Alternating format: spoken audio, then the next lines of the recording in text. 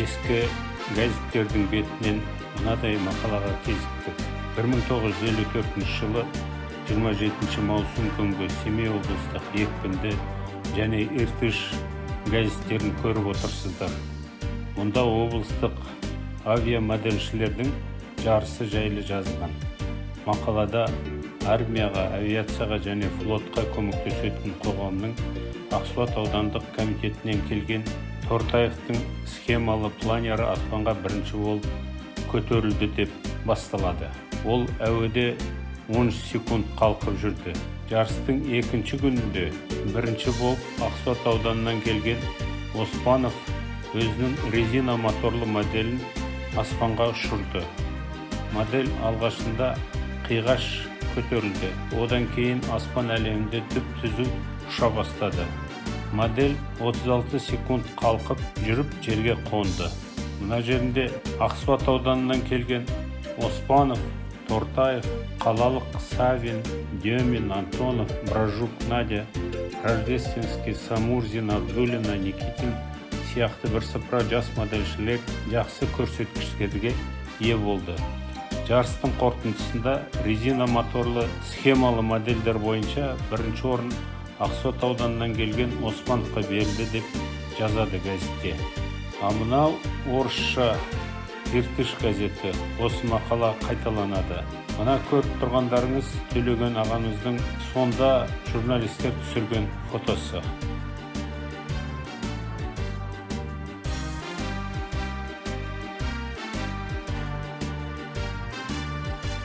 Ал мына көріп отырғандарыңыз 53-54 жылдары түсірілген фото. Осы авиамодельшілердің Ақсуаттағы кружогы, кейін осы жарыстар жаңа газетте көрген жарысқа барған. Осы жерде тұрғандар солдан оңға қарай кішкентай бала Қадыр Тортаев деген кісі. Одан кейін біздің мұғаліміміз болған Төлеген Оспанов. Одан кейін тұрған Нұрахмет Насыров деген бала. Одан кейін ортада тұрған осы кружокты жүргізген мұғалім болу керек. Бұл кісінің аты жөні бізге белгісіз. Сол ең оң жақ шетте Қазбаев Совет деген азамат. Бұлардың барлығы да кейін үлкен азамат болды. Мына балаларды айтып отырмын. Ал енді осы кружоктың өзі бұларға керемет үлкен армандар ұялатты. Болашақта мынадай бір керемет самолеттер жасаймыз, басқа жасаймыз деген ойлар тудырды. Осы жұмыс істеп үйренді, есептеуді, расчет жасауды, бұлардың конструкциясын бәрібір есептеу керек қой. Қаншама еңбек, сондықтан осындай кружоктар қазір де болса, мысалы, артық болмар еді. Баланың тәрбиесіне, болашақта үлкен азамат болып өсуіне. Мұндағы мақсат міндетті түрде ұшқыш немесе осы самолеттар жасайтын конструктор болу емес. Бұл еңбекке баулу, жалпы есеп жасауға. Содан кейін бір-біріне мынау кішкентай ұжымда осы балалар кейін де осы өмір дәлелдеді. Бұлар бір-бірімен жақсы қатынаста болды. Сондай үлкен тәрбиелік мәні бар. Осындай кружоктар әртүрлі, міндетті түрде самолет емес, басқа да машина болсын, басқа болсын, балаларға үлкен тәрбиелік мәні болар еді осылардың.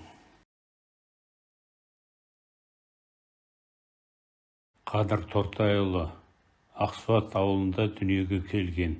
1957 жылы Ақсуат орта мектебін бітіріп, 57-60 жылдары Ақсуат байланыс торабында телефон желілерін бақылаушы, кезекші техник жұмыстарын істеді. Осы жұмыстан Қадыр ағамыз 84 жылы облыстық байланыс басқармасын басқаруға дейін көтерілді. Осы қызметте абыроймен 97 жылға дейін істеді. Тортаевтың басшылығымен Семей өңірінде байланыс ісі жоғары қарқынмен дамыды. Қазақ СССР жоғары советінің 89 жылғы наурыздағы жарлығымен Қадыр Тортаевқа Қазақ СССР еңбегі сіңген байланысшы құрметті атағы берілді. 99 жылы Семей қаласының құрметті азаматы атағына ие болды. үздік байланысшының атын есте қалдыру мақсатында 2002 жылы Семейдің радиотехника және байланыс колледжіне есімі берілді. Ағамыздың басшылығымен Семей облысының барлық аудандарында жаңа АТС-тар құрылды. Теледидар жұмысы қарқынды дамыды. Шығыс кентіне телекоммуникация саласының адамдарына арналған 70 үйден тұратын байланысшылар поселкесі салынды. Осы поселкада дүкендер, жылу қазандықтары, жөндеу жұмыстарын жүргізетін участоктар, тағы көптеген объектілер Қадыр ағамыздың жіті бақылауымен іске қосылды. Осы балалардың ішінде Нұрахмет Насыров жөнінде ақпарат мүлдем жоқ дерлік бізде. Менің білетінім, бұл кісі де осы байланыс саласында жұмыс істеген, және де осы облыстық телекоммуникация басқармасының күрделі құрылыс жөніндегі орынбасары болып жұмыс істеген.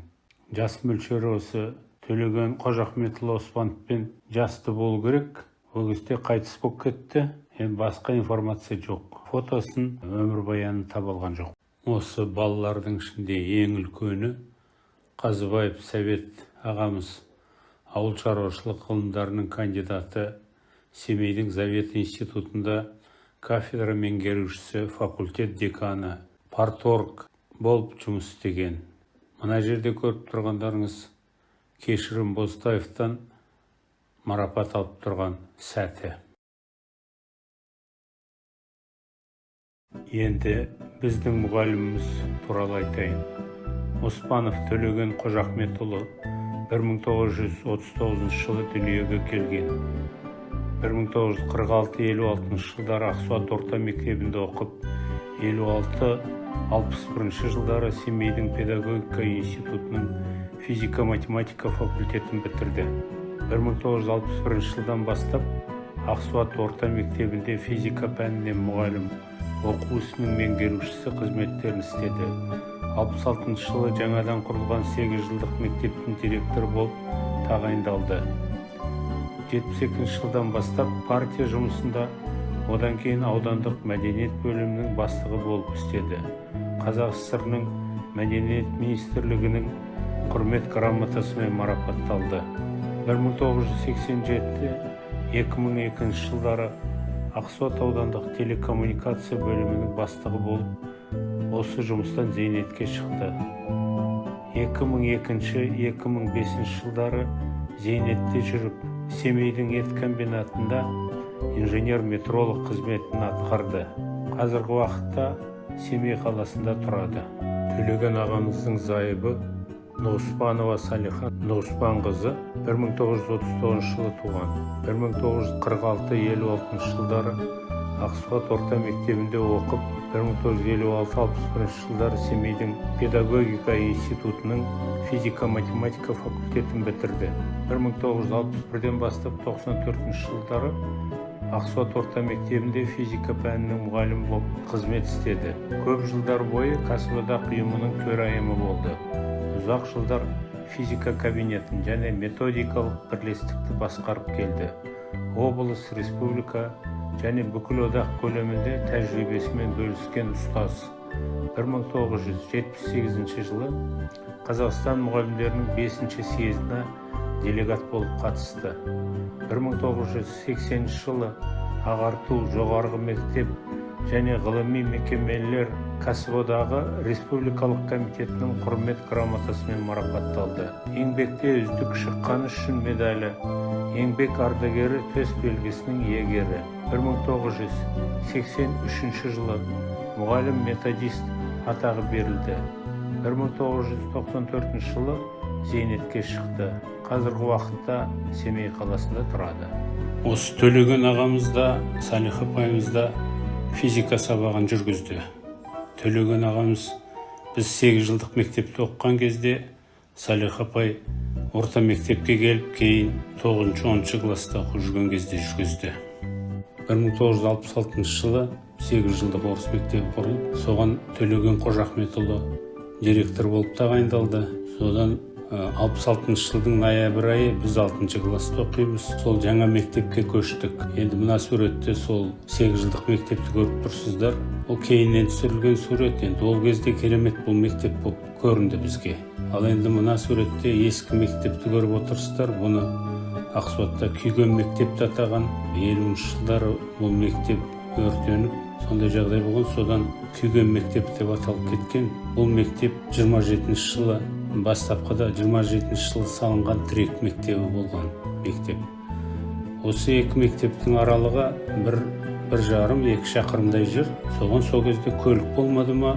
Бәріміз балалар, ноябрь айы, жолдың беті біраз мұзданып жатқан қар. Сонымен әрбір бала бір партадан алды да 8 жылдық мектепке тасыдық. Сонда енді қарасаңыз, жолдың үстінде қаптаған бала партаны итеріп келе жатырмыз. Бір өзен сияқты ағып келе жатқан көрініс. Енді мына суреттерде сол уақиғаларды еске түсіретін қып салып көрдік, есте қалсын деп. Өйткені енді ол сол қиыншылық кез. Машина, басқа көлік тапшы. Мектепті көшіру керек. Солай бізге тапсырма берді. Біз қуана-қуана 1,5 шақырым жерге осы парталарды тасығанымыз әлі күнге дейін есімде. Ойнап күліп, ешқандай бізге біреу жұмыс істетті. Ондай әңгіме болмайды ол кезде. Барлығы қуана-қуана жұмыс істейміз.